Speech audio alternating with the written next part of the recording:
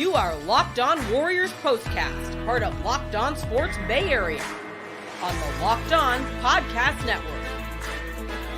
Your team every day.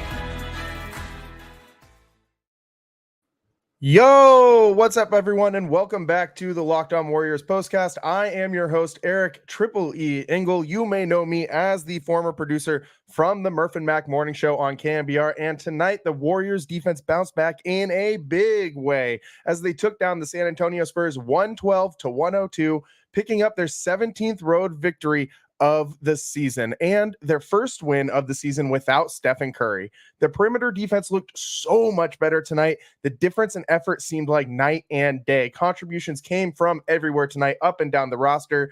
6 different Warriors in double figures. Klay and Kuminga both scored 20 plus, but the rookies, TJD and Brandin Podziemski, were the key in tonight's win. And how about Trayce Jackson-Davis finishing this one off with a monster left-handed poster against Wemby, drew the foul and sank the free throw. Ooh, baby, you love to see that. We will break it all down, but first, I want to thank all of you for watching us on the Locked On Sports Bay Area YouTube channel. Please hit that subscribe button. Also, thank you for listening on the Locked On Warriors podcast feed. Make sure to check out the Locked On Warriors Daily Show for more in-depth coverage.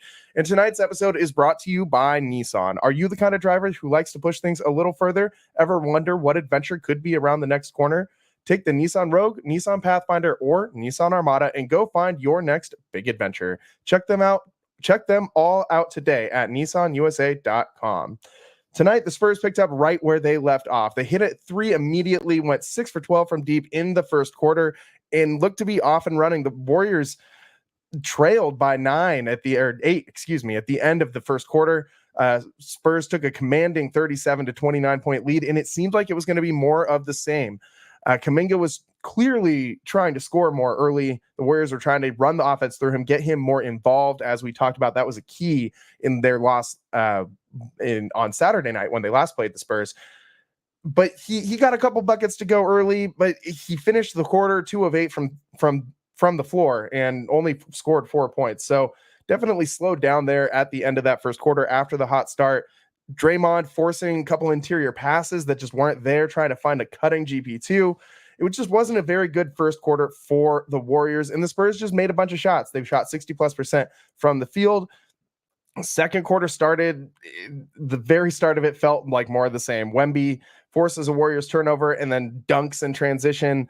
But CP3, really great start. His offense was really keeping the Warriors in this one. He finished with 19 points and 9 rebounds, 8 assists. So just shy of a triple-double for CP3. Shot pretty good from deep, found TJD for a couple alley-oops tonight. And it seems like you can almost bank on a few of those happening when the two of those are on the court together. I mean, these guys have you can see the chemistry happening and developing nightly with these guys. We talked about a lot on this podcast what CP3 does for the big men that he's played with in his career, the Blake Griffins of the world, the DeAndre Jordans of the world, DeAndre Aytons of the world, and Trayce Jackson-Davis looks like he is really reaping the benefits of this. We'll talk way more about these young dubs later on. And Klay tonight also got his 21 points, but it came on 8 of 21 shooting, 4 of 10 from 3-point land. So not super efficient night from Klay. And it was needed though. We got the scoring we needed from him. He actually played ended up on Wemby on a couple switches and played some pretty solid defense on him there in the post. Did a lot of work early on before Wemby was getting the ball down low. And that seemed to be the Warriors' defensive philosophy tonight. It was close out on 3-point shooters and push Wemby out of the paint. Don't let him get deep on you. And the Warriors did a really, really good job of that. Primarily, Trayce Jackson-Davis just went toe-to-toe with Wemby in a lot of ways tonight in his 26 minutes. That's a ton of minutes from this young guy. And he wasn't on Wemby the entirety of the time that Wemby was in the game. I mean, Wemby played 31 minutes, was a starter. Trayce Jackson, 26, came off the bench. So they weren't on the floor together all at the same time. But Trayce Jackson-Davis, 11 boards, 13 points, and led the Warriors with a +20 plus-minus. This was a night from Trayce Jackson-Davis. This was a big deal, man. He showed, I think tonight he proved, as he's been proving really since the All-Star break and just before then, when the Warriors started playing much better on the road, and they've now won 10 of their last 13 games on the road. And that's really impressive for a team that only won 11 games on the road all of last season. So Trayce Jackson-Davis, huge effort in tonight's win. By halftime, the Warriors were just trailing by 2. They did a ton of work at the end of that second quarter to close that gap, and the Spurs slowed down a little bit from 3, still shooting better than they have most of the season. Sohan just making all sorts of plays all over the defensive side of the ball. Vassell looked like he couldn't miss a 3 in this game. He was shooting, pogo stick corner threes, tightly contested, and draining them like nobody's business, just splashing them in like he's Steph Curry or something. And Warriors at half, 9 of 18 from 3. So they did shoot a lot better tonight than they did on Saturday against the Spurs. And that was kind of the difference, was the Warriors shot below 30% against the Spurs on Saturday, and they shot better than 44% tonight. And that was that plus the perimeter defense. Those are the 2 biggest differences in tonight's win, the effort on defense and getting a couple shots to fall that didn't the night before. Warriors shrunk down to a 9-man rotation, didn't give Moses Moody very many minutes tonight, only 12 minutes for him, and went with a new starting 5 not new, but one that we haven't seen a lot lately. Draymond Green, John Kuminga, Andrew Wiggins, Chris Paul, and Klay Thompson made his return to the starting lineup tonight. And CP3 didn't look super great on Saturday, but you knew he was going to bounce back. He's a future Hall of Famer, perennial All-Pro. He's the point god. You knew he was going to get back to doing what he does, making those right plays every single time. If you want to point out one thing that the Warriors did not do well tonight, it was free throws. And the Spurs didn't shoot super well from the line either. But again, 66% from the free throw line. The Warriors only made 2/3 of their free throws tonight. And that's seems like something we've been saying the last couple games, is they keep missing these free throws and leaving points at the line. Tonight, they left 4 points at the charity stripe, so not a ton. Not the biggest deal in the world, but definitely something to keep your eye on going forward. You don't want to be missing free throws going into the playoffs. It's not a recipe for success. That will not help you win games against teams in the upper echelon of the NBA, which the Spurs are not. They're dead last in the West. And this is a game the Warriors should win, even without Steph Curry. They are so much more talented than the Spurs. Yes, they have Victor Wembanyama. He is going to be Rookie of the Year. He's a generational talent, everything he was billed as. You saw him hitting a bunch of threes in the fourth quarter tonight, keeping the Spurs in this one and grabbing all these rebounds. And really, it's interesting how much gravitational pull he has on the defensive side of the ball is almost the same as Steph has on the offensive side of the ball. And what I mean by that is it takes so many bodies to box this guy out and to move him around that you get other free Spurs running around grabbing boards like the Keldon Johnsons out there. And it's annoying, man. They're like just little guys buzzing around grabbing all these boards. And I'm sure that's what other teams feel about the Warriors, the way that guys like Brandin Podziemski rebound, the way that Draymond rebounds. He's not a traditional big. And Chris Paul pulled down 9 boards tonight as well.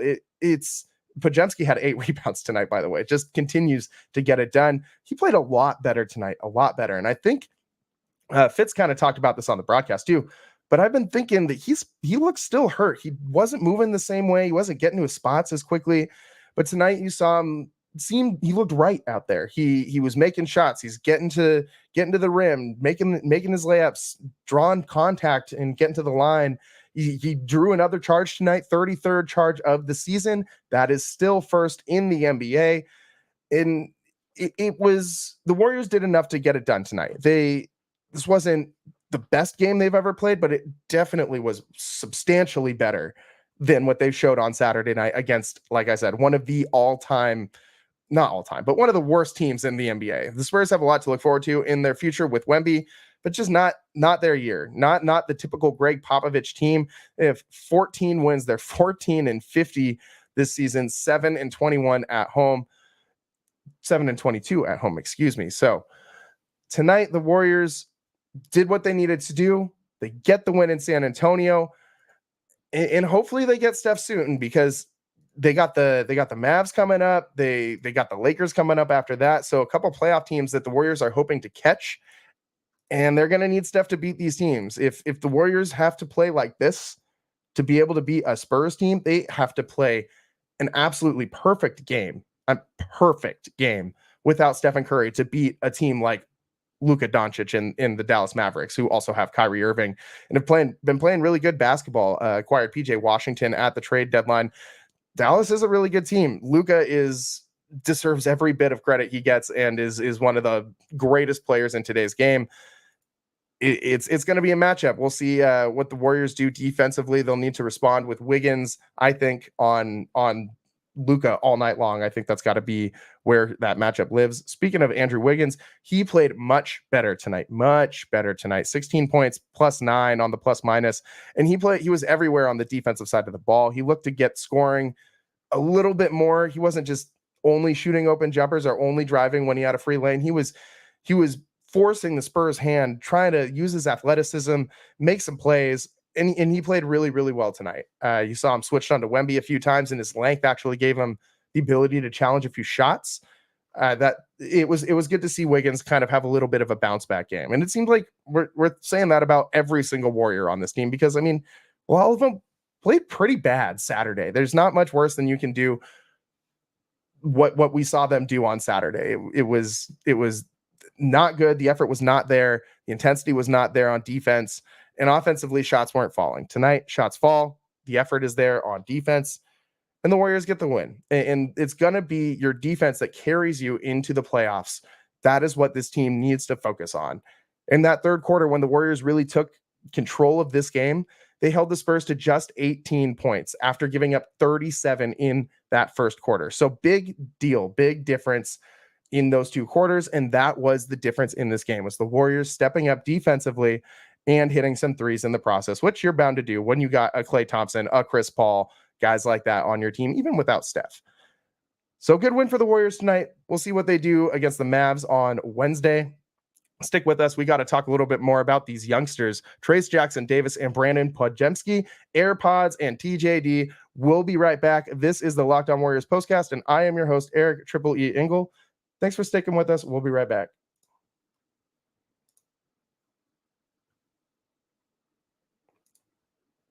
Are you the kind of driver that likes to push things a little further? Ever wonder what adventure could be around the next corner? Our friends at Nissan have a lineup of SUVs with the capabilities to take your adventure to the next level. The 2024 Nissan Rogue is perfect for city drives and great escapes. Sounds like the car for you if you live in the Bay Area and like to make some trips up to Tahoe like I'm going to do tonight with my great friend Jordan. It even has class exclusive Google built in as your always updating assistant to call on for almost anything. Gone are the days of connecting your phone. Google Assistant, Google Maps, and Google Play Store are built right into the 12.3-inch HD touchscreen infotainment system. The 2024 Rogue is the perfect midsize crossover for your next adventure. Nissan's incredible lineup also includes the 2024 Nissan Armada, and it will change what you expect from a full-size SUV. Picture a rugged 4x4 that can seat up to 8 in first-class luxury and style. Tow bigger and explore further in the 2024 Nissan Armada. Take the Nissan Rogue, Nissan Pathfinder, or Nissan Armada and go find your next big adventure.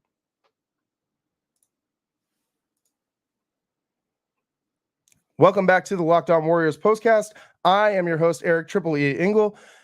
And tonight, the Warriors picked up their first win without Steph of the season, 112-102, beating the San Antonio Spurs, who are dead last in the Western Conference. And this is a game the Warriors should have won, as we've said a couple times tonight.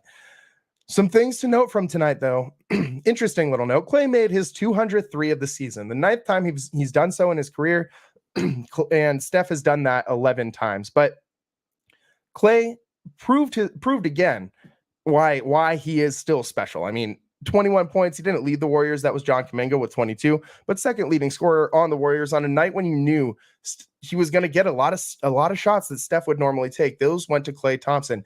Steve Kerr trusts Klay, put him back into the starting lineup after we saw a really kind of not focused game on Saturday. And you know Klay is going to come out with laser focus and not let guys kind of be lackadaisical around the court, not let John Kuminga be a passive guy, not let Kuminga just stand in the corner. You actually saw in a transition play today, Kuminga kind of tried to run to the corner and let Klay weave in to the inside, like just because that kind of seemed like position-wise when Kuminga picked up the loose ball, what would be the most logical thing. But Klay just kept running to the outside of Kuminga, even to the point where he was like slightly out of bounds, and forced Kuminga, like with his body positioning on the court, to take that shot to the rim And that was the right move, as they ended up getting a bucket in transition. And that's the kind of thing that you get from Klay Thompson, even when he's not scoring on the court.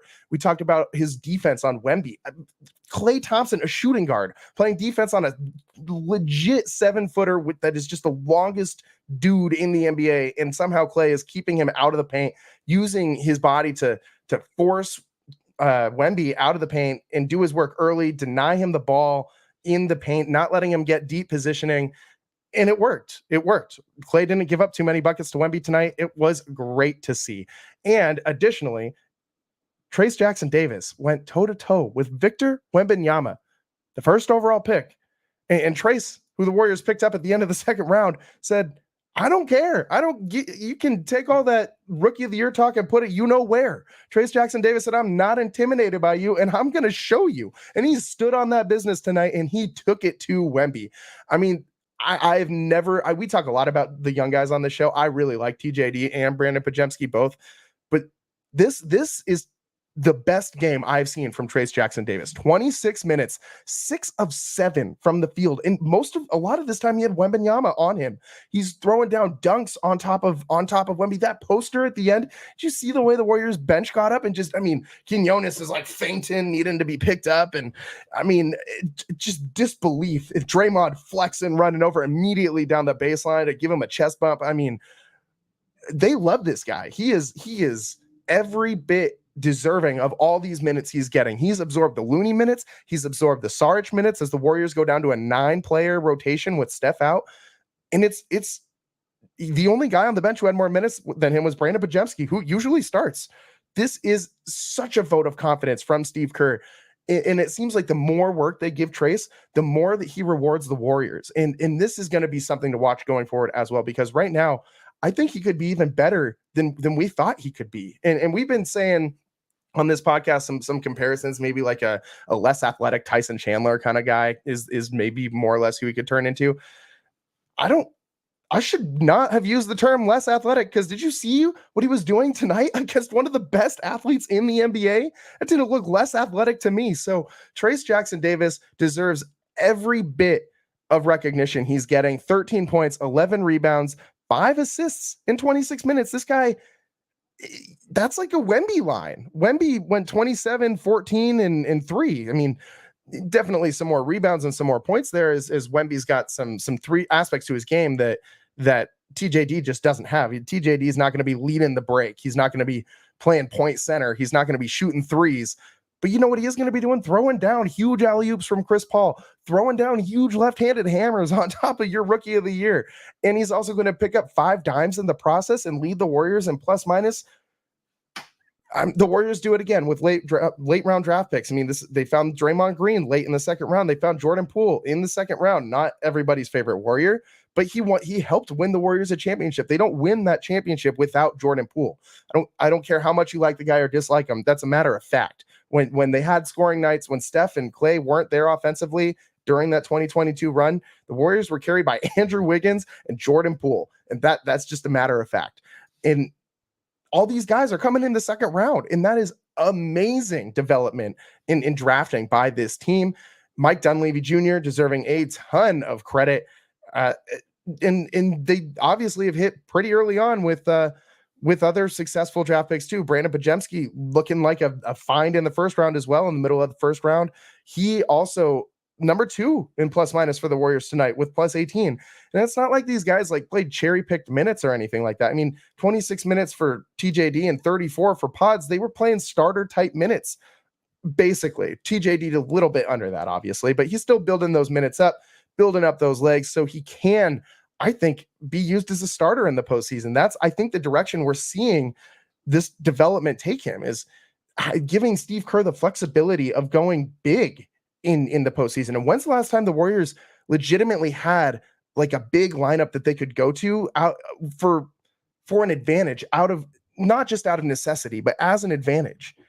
TJD gives you an advantage over a lot of other centers in this league, over a lot of teams that are also going to try and play the Warriors small to counter what they think they'll do. But this team could function pretty well with TJD as a starter. If he keeps developing the way he is, he's still got a little bit of ways to go, but he never makes the wrong mental play. He's got really good passing vision for a big man, super soft hands, catches those lobs really nice and interior passes.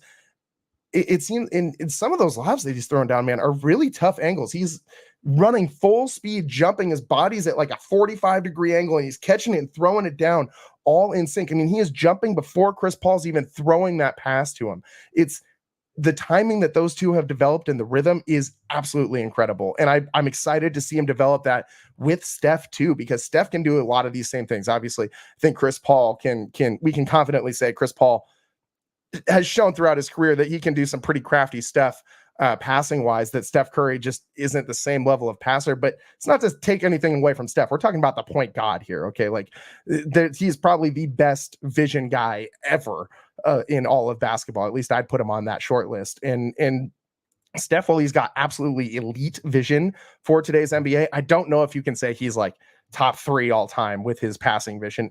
Point being, Steph's going to create a lot more opportunities for TJD because teams are going to come out from the paint. They're going to expand to the perimeter, and that's going to leave TJD a ton of room to work on the interior. Theoretically, we're just spitballing here, but if he was to get some starts in the postseason against some of these bigger teams, as we've talked about, a lot of the teams at the top of the West have really big guys. I mean, Karl Anthony Towns is now hurt for the Minnesota Timberwolves with that meniscus injury, so but you still got Rudy Gobert over there. You got Chet Holmgren on the Thunder. It's a lot of these teams towards the top of the West have like certified 7-footers, and you're going to need a counter to that at some point. Draymond's going to get tired.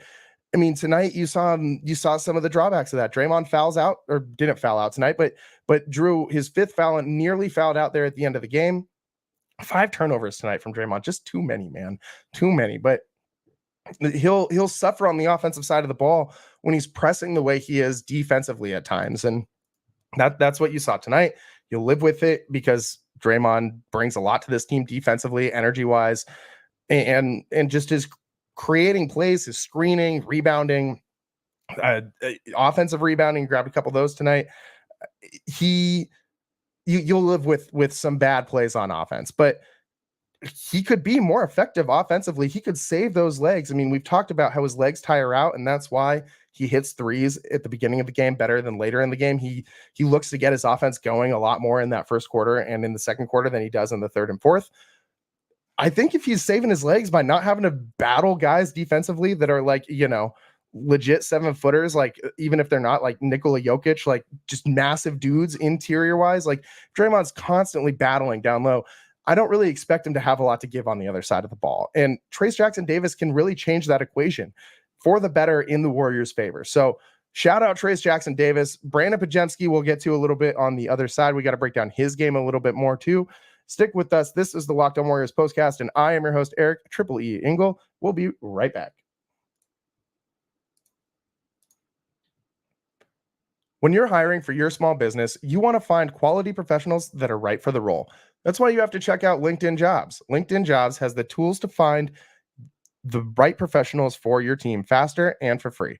In fact, this show right now wouldn't have happened without LinkedIn, as it played a pivotal role in me landing this job with Locked On.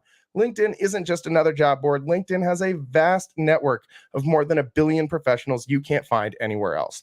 LinkedIn does all that while making the process easy and intuitive.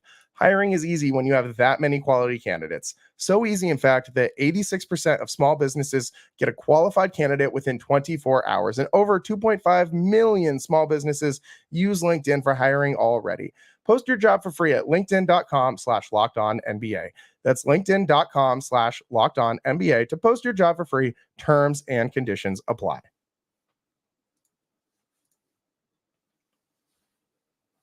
Welcome back to the Locked On Warriors postcast. I am your host, Eric Triple E Engel. You may know me as the former producer from the Murph and Mac Show on KMBR. And speaking of KMBR, the Giants flagship station, we'll be coming at you live following every single Giants game this season, or at least the 99% of them. I mean, I'm not going to guarantee that I'm going to go all Miles Bridges on you and play every single game this season. I don't know if I can guarantee that, but we will come to you live after as many Giants games as we can this year.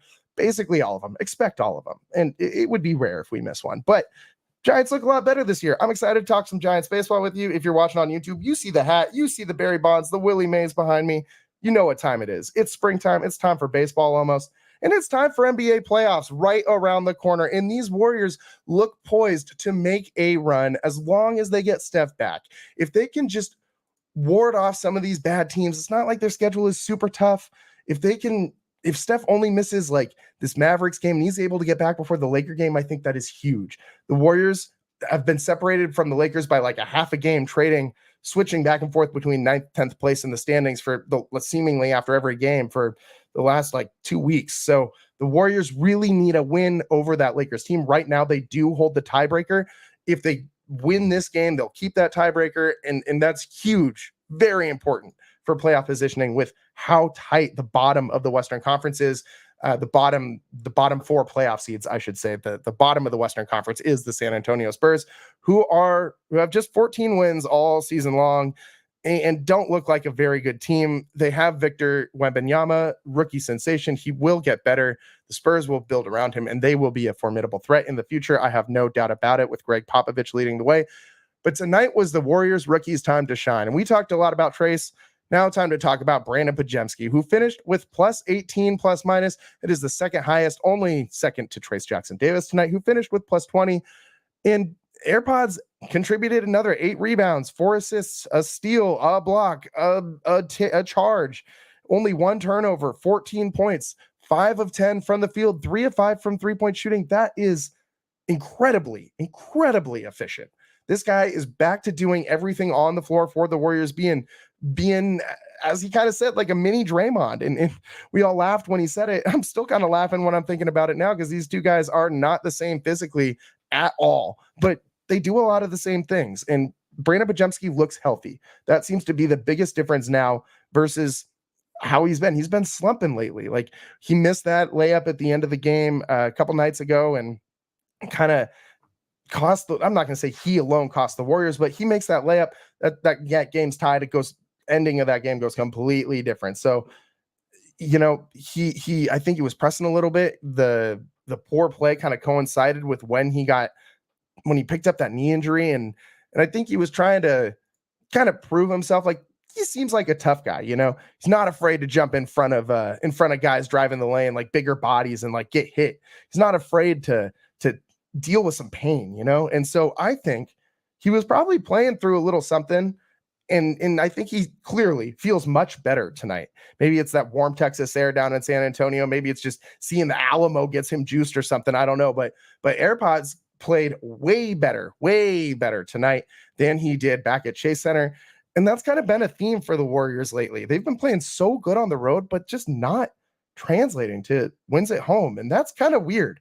It's very weird. It's you expect the Warriors to win games at Chase Center. I mean, Chase Center is one of the best home court advantages in all of basketball. The Warriors have had one of those great home court advantages since back at Old Oracle over in Oakland. I mean, Dub Nation is loud. Dub Nation makes you feel them. We say that a lot on this podcast. They got to make you feel them, but they just aren't translating this energy and passion from this home fan base into wins. And I think they need to start doing that. It's going to go a long way with playoff positioning. If you're playing this good on the road and you end up with barely sneaking in as the 10th seed, and you have one of the best road records in the NBA, you're not going to feel too great at the end of that season. You're not going to feel like you really rewarded yourselves the way you should. If you're like, winning games on the road is really tough in the NBA, even against teams like the San Antonio Spurs, who only have 14 wins all season. Road wins are still tough. And the Warriors have proven they can do that. 17-13 on the road this season. Way better than they were last year, obviously, but also way better than they've been at home this season. They're barely 500. They can barely stick to 500 at home. And it's been a problem. They'll need to figure this out. I mean, especially in the playoffs. Maybe this is a good thing that they get the 10th seed. Maybe they just keep going on the road. Maybe it's a little like 2012, 2010 Giants action where they just needed to make the wild card and then they just run the table on the road.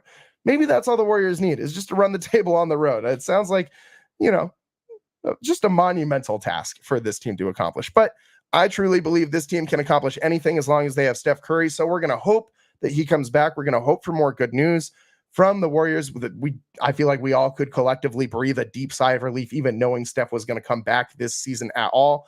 We just hope now that it's sooner rather than later. I'm really hoping it's before this damn Lakers game because I don't want to lose to the damn Lakers. I hate the Lakers. I hate Los Angeles teams.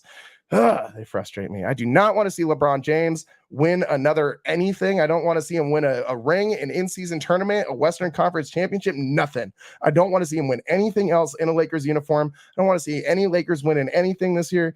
And it starts with securing your tiebreaker advantage over them this weekend. But before that, they got to go through the Mavericks, who they play on Wednesday in Dallas versus Luka and Kyrie, 5:30 p.m. tip again Wednesday, 5:30 p.m. against the Dallas Mavericks and Luka Doncic. That's about all the time we have for you tonight. Thanks for sticking with us. Good win for the Dubs, back on track, but this is a game they should win. We're glad to see all this effort from all these rookies. John Kuminga, we didn't talk a whole lot about him tonight. He did lead the way with 22 points, 5 rebounds, and some really nice defense on Victor Wembanyama in the closing minutes of the fourth quarter. That was huge, the way he was able to deny Victor the ball when the Spurs were making a push. And we'll look for them to keep it going against the Mavericks on Wednesday. Thanks for joining us. I am Eric Triple E Engel, and this has been the Locked On Warriors Postcast. Thanks for joining. We'll see you next time. Peace.